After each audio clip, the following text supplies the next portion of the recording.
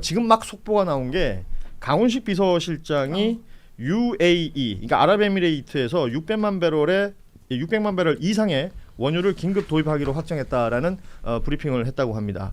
지금 뭐 기름값에 워낙에 다들 그 뜨거운 관심을 보이고 있고 2월 28일 날 그러니까 미국과 이스라엘이 이란을 침공을 했고요.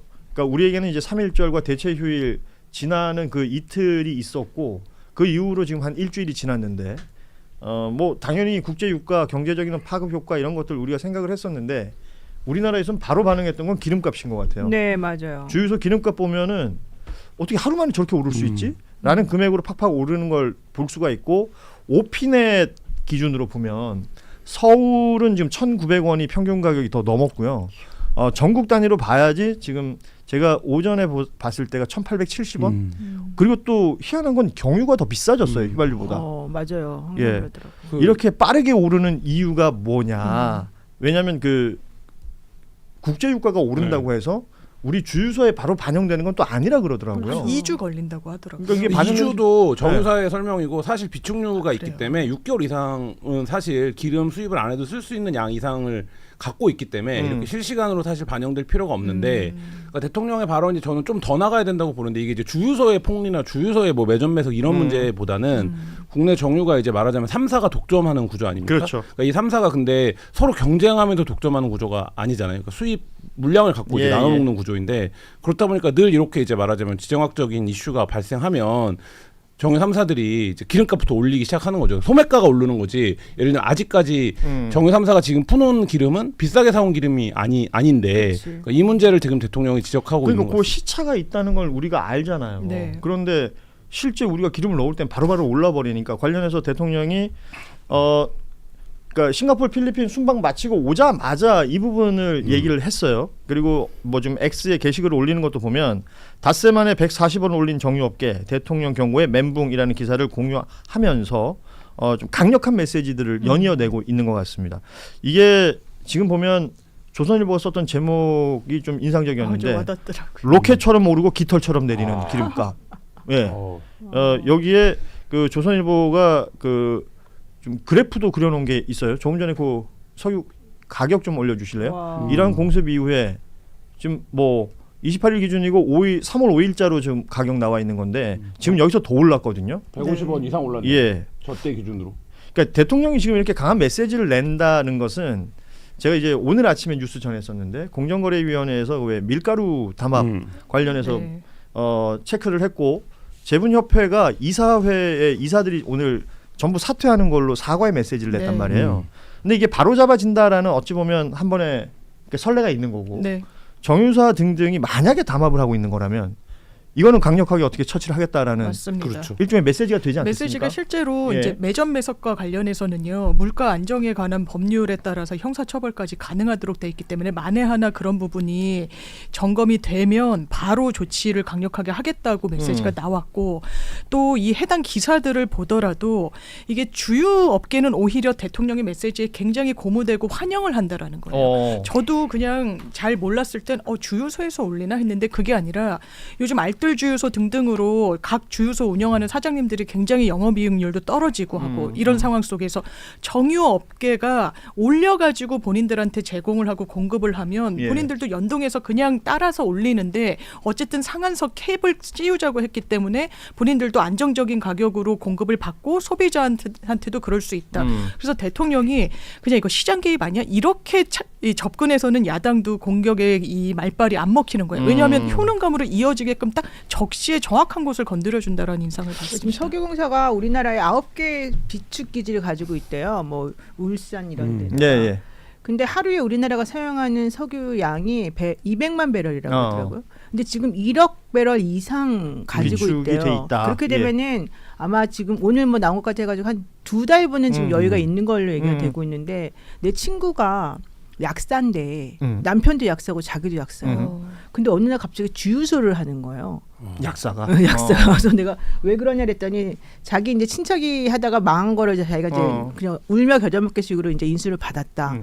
근데 그럼 약사도 하면서 뭐 하려고 하면 정말 니넨 떼돈 벌겠다 그랬더니 그게 아니라고 하는 거야. 주유소는 주유소. 예. 걔가 하는 주유소는 뭐 걔가 하는 주유소뿐만이 아니라 그 실제 주유소 그러니까 옛날에는 정말 재벌들이 하는 뭐 돈 많은 사람이 예. 하는 걸 생각이 됐는데 이제는 아까 말씀하신 것처럼 마진율이 너무너무 적고 한 달이 건너면 주유소가 생겨가지고 진짜 힘들다고 그러면서 이런 식으로 이 정유업계들로부터 이 석유 공급받는 구조를 바꾸지 않으면 우리나라 안 된다. 그래서 이런 얘기를 주유소가 하더라고요. 직영이 있고 대부분의 주유소는 자영업 형태로 지금 운영이 되고 있는데 주유소에서는 지금 이런 목소리들이 나오는데 그러면 그 유통 과정이라는 게 있을 거 아니에요. 이런 것들의 문제 제기를 할 수 있겠다 싶고 대통령이 얘기한 게 합법적인 수단을 총동원해서 비정상의 정상화를 하겠다라는 얘기를 했습니다.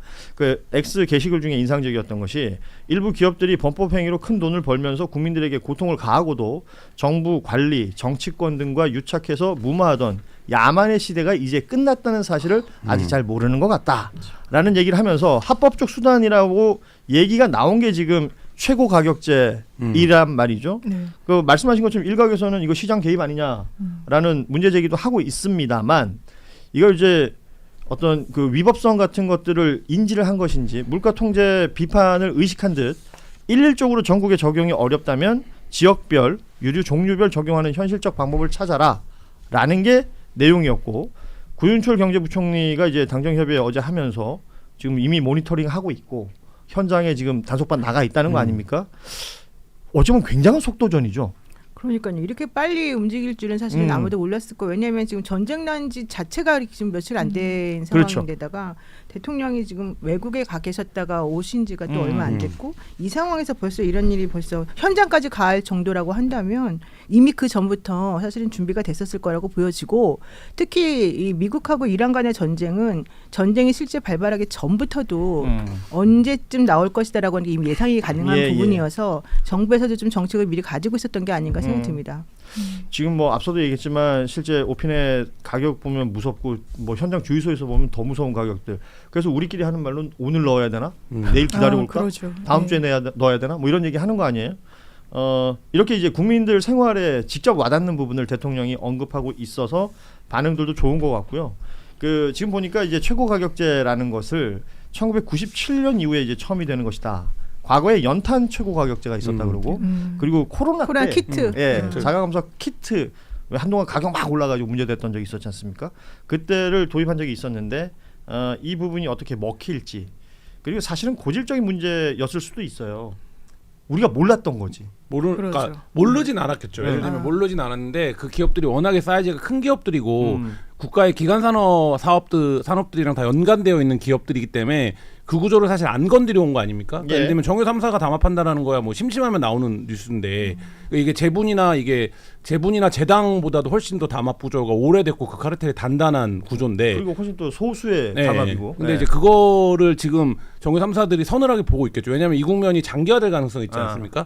미국과 이란의 관계라는 게 어떻게 될지 모르고 이란의 정세에 따라서 이제 국제유가 계속 연동을 받을 텐데 그러면 이제 대통령이 이렇게 신속하게 나선 이유도 저는 그거라고 봅니다. 이게 뭐 만약에 트럼프의 말대로 4주 안에 끝날 국면이고 이러면 정부가 시장에 왜 개입하냐 이런 비판을 받으면서 들어가지 않아도 되는데 이게 그러지 않을 가능성이 있고 그렇다라고 하면 이참에 이 구조가 그리고 지금이야말로 그거에 대한 어떤 개혁이 지지를 받을 수 있는 국면이잖아요. 그러니까 이재명 정부가 그거를 잘하는 것 같아요. 그러니까 예를 들면 사람들의 지지받는 자리에 가서 역할 퍼포먼스를 하는 거. 그 점에서는 저는 굉장히 탁월하다. 그러니까 지금 누가 정유사 담합을 막 과거에 때리면 야 이거 시장 영역인데 시장에서 기업들이 이렇게 받던지 말던지 이런 목소리가 나올 텐데 지금은 아까 조선일보 기사도 인용했지만 보수 언론이랑 경제지도 그 얘기를 못하는 시점이라는 거죠. 그러니까 굉장히 좋은 타이밍이 아닌가라는 생각이 듭니다. 그래서 그런지 지금 이제 대통령 지지율도 갤럽 조사가 오늘 나왔잖아요. 그러니까 65%예요. 갤럽에서 65는 이재명 대통령이 취임하고 최고치입니다. 초기에도 65가 한번 나온 적이 있었지만 지금 다시 최고치가 됐다라는 부분이고 그러니까 정당을 살펴봐도 민주당은 3%포인트가 올라서 지금 46, 국민의힘은 1%포인트가 내려서 21입니다. 그런데 이제 양당의 격차가 벌어진 것도 벌어진 건데 그러니까 각 당의 대표들이 취임한 이후에 정청래 대표는 취임 후에 최고치를 기록했고 장동혁 대표는 또 취임 후에 최저치를 기록하고 있습니다.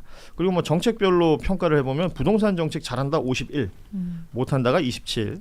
그러니까 갤럽에서 어떤 정책이든 50%를 넘는 정책들이 거의 없었다는 거예요. 특히 부동산인데. 그러니까요. 그러니까요. 지금 이런 반응들이 나오는 것에 대해서는 어떻게 평가하세요? 저는 이게 대통령이 될 때 이재명 대통령을 득표율? 찍었던 분들보다도 높은 수치잖아요. 음. 그러니까 보수적이고 반 이재명이든 비 이재명이든 어쨌든 그때까지도 판단을 유보했던 분들이 이거 잘하네.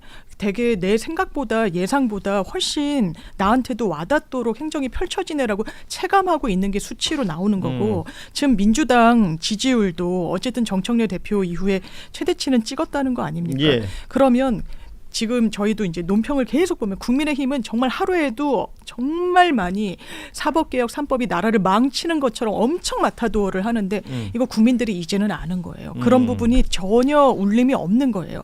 예전에는 막 욕하고 언론 호도하고 몇 개 언론에서 막 그런 상황을 만들어가고 이러면서 사실 눈을 가리고 이랬던 부분이 있는데 지금은 더 이상 그런 부분이 통용되지 않는다. 국민들이 대단히 정확하게 알고 있다라고 저는 생각합니다. 지금 제일 중요한 게 대통령이 뭘 잘한다고 생각하냐 이 포인트가 저는 가장 중요하다고 보는데 경제 민생이 가장 제일 좀 중요하다고. 앞에 있어요. 예. 그리고 부동산 정책 그다음에 외교거든요. 근데 이 세 가지가 사실 우리나라에서 가장 중요한 정책 예. 아니겠습니까? 근데 그런 부분에 있어서 잘한다는 평이 이렇게 높고 소통도 잘한다. 그다음에 이제 주가 상승. 우리가 지금 보면 체감하기에는 주가가 되게 좋다라고 할 것 같은데 오히려 그거보다는 훨씬 더 많은 게 전체적으로 다 잘한다. 그러니까 이런 주식 생각 많이 투자는 하는 것 안 하는 사람도 있고, 예. 예, 뭐 사실은 어린 분들은 잘 모를 수도 있는 것이고 그런 건데 전반적인 거 경제 민생이라는 건 뭐 대한민국 국민이라면 빠질 수가 없는 것 아닙니까? 그렇죠. 여기에 대해서 좋은 평가를 받는다는 거 그리고 대통령이 활동하고 있는 모습이 그러니까 대표적인 게 외교 같은 거잖아요. 뉴스에 대통령 얼굴이 제일 크게 나오는 대통령스러워 보이는 모습. 그렇죠. 거기서도 좋은 평가를 받고 그러니까 두 있다는 가지가 겁니다. 다 존재하는 것 같아요. 그러니까 예를 들면 윤석열 때 많이 했던 비판 중에 하나가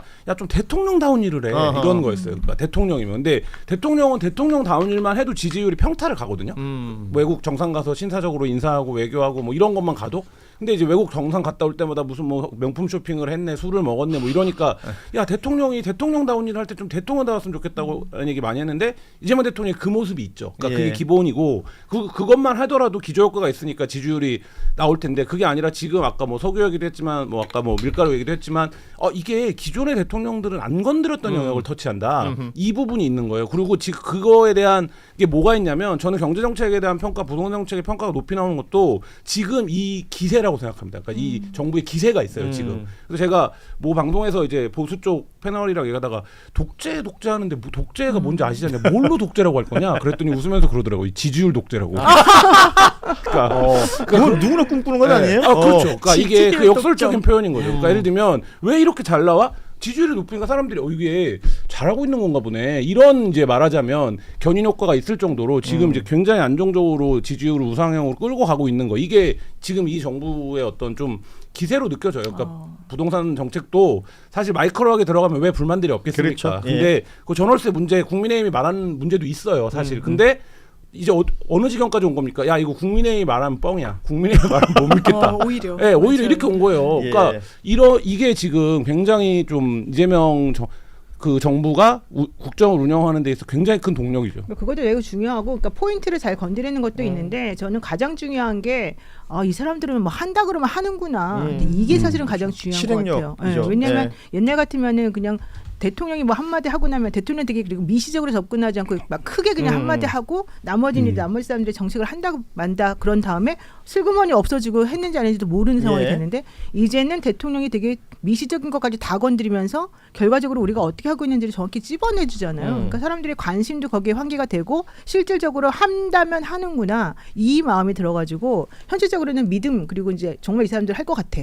뭐든지 할 것 같아. 그러면서 점점 더 주목하게 되는 효과가 있는 것 같아요. 그리고 아까 뭐 소통도 주요 영역이다라고 했는데 국무회의를 생방송으로 볼 수 있는 것 네. 이거 큰 것 같아요. 그런 것도 예. 크죠. 뭘 하는지를 모르는데, 얘기하고 원래는. 그것을 정책으로 진짜 이렇게 실행하는 모습도 예. 보이고 그 실행의 결과로 숫자로 나오잖아요. 뭐 대표적인 게 이제 뭐 주식시장 오늘은 좀 안 좋지만 주식시장이라든지 아니면 예를 들어서 이 최고가격제를 어떤 형태로 진행을 할지 모르겠지만 구체적으로는 기름값이 또 잡힌다든지 이런 것들이 나오면 국민들 누가 싫어하겠습니까? 그러니까 체감이 돼버리는데. 예. 그리고 효능감도 느낄 테고. 네.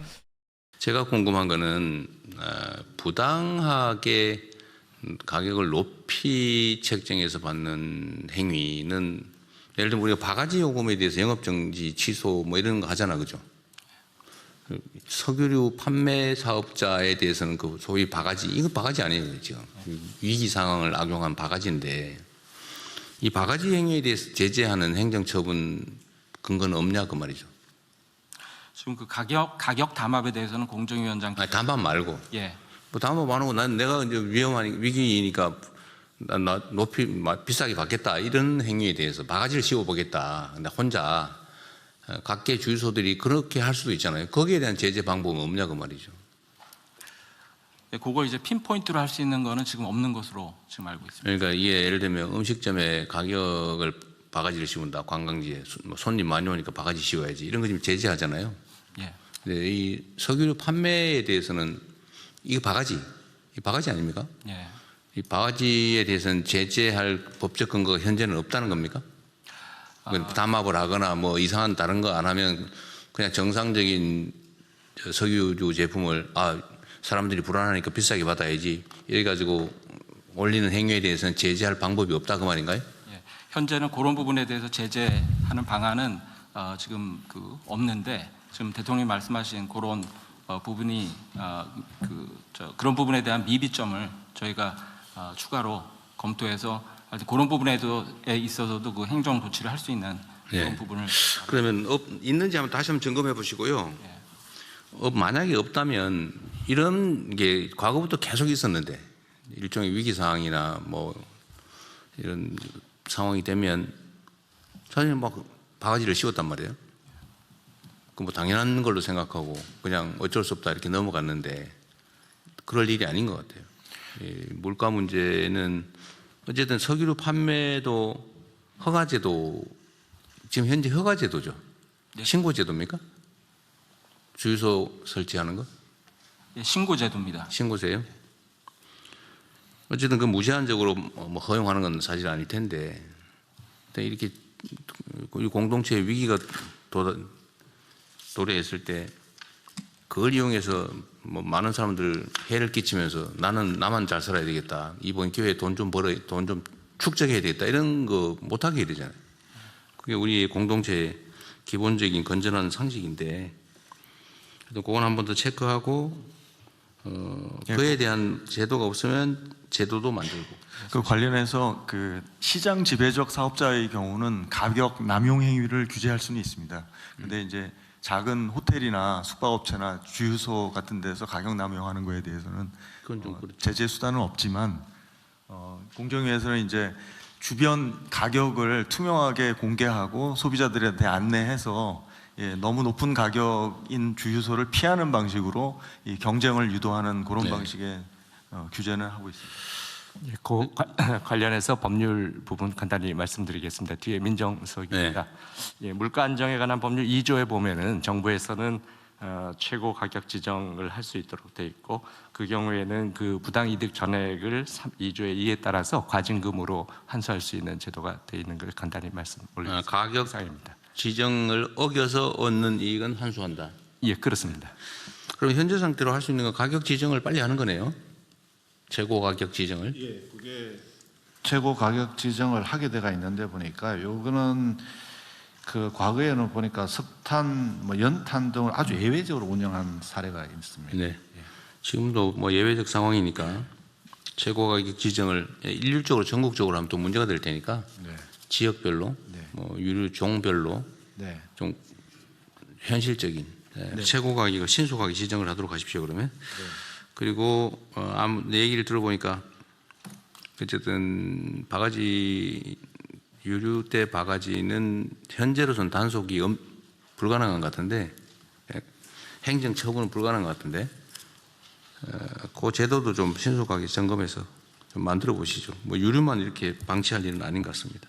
예, 대통령님, 그 혁신본부장입니다. 예. 그 최고 가격 지정하는 것보다 차라리 그 시민들이 매입 가격을 알 수 있도록 약간이라도 공개를 하게 되면 폭리를 취하는지 알 수 있을 테니까 오히려 주유소 매입 가격을 알 수 있는 방법을 알려주는 게 더 나을 것 같습니다. 그것도 좀 준비하려면 시간이 좀 걸릴 테니까요. 뭐 예를 들면 객관적인 가격 정보를 제공하는 거, 그건 뭐 홈페이지를 하나 만들든지 아니면 비교 사이트를 하나 만들든지 좀 그렇게 한번 해보시죠. 하여튼 최고 가격 지정이 지금 현재로서는 가장 신속하게 할 수 있는 현실적 조치 같습니다. 너무 망설이지 말고요. 예. 뭐 손해보게 할 일은 아니지만 부당하게 취하지 않게 그렇게 하겠습니다. 그렇게 하십시오. 네. 이재명 대통령이 기름값 폭리로 국민 고열을 짜내는 세력에게 전례 없는 최후 통첩을 날렸습니다. 최근 주유소 가보신 분들은 경악을 금치 못하셨을 겁니다. 보통 국제 유가가 오르면 일주일 뒤에나 국내 가격에 반영되는데 이번엔 정유사들이 시차도 없이 단 8일 만에 공급가를 230원이나 올렸습니다. 재고 물량이 충분히 있는데도 국제 위기를 틈타 미리 가격표부터 갈아치우는 폭리 의혹이 터져나온 겁니다. 결국 이재명 대통령이 직접 SNS와 국무회의를 통해 분노 섞인 강력한 경고장을 던졌습니다. 공동체의 어려움을 이용해 부당한 이득을 챙기는 건 반사회적 악행이다. 대통령은 이를 중대범죄로 규정하며 모든 정책 수단을 총동원해 단호하게 대응하라고 지시했습니다. 특히 대통령은 단순히 경고에 그치지 않고 구체적인 압박에 나섰습니다. 호르무즈 해협이 막힐 위기에 처하자 최근 방산협력으로 긴밀해진 UAE를 통해 원유 600만 배럴을 긴급 수혈받기로 했습니다. 기업들이 기름이 부족해서 올린다는 핑계를 대지 못하도록 국가 차원의 보급로를 뚫어버린 겁니다. 동시에 부동산 불법 행위, 주가 조작, 마약과 함께 기름값 폭리를 7대 비정상 행위로 못 박았습니다. 행정력을 총동원해 비정상적인 폭리 구조를 정상화하겠다는 의지입니다. 대가가 얼마나 큰지 알게 될 것이란 경고가 빈말이 아니라는 것을 행동으로 강력하게 보여주고 있습니다. 좋아요와 댓글을 달아주시면 더 많은 사람들이 이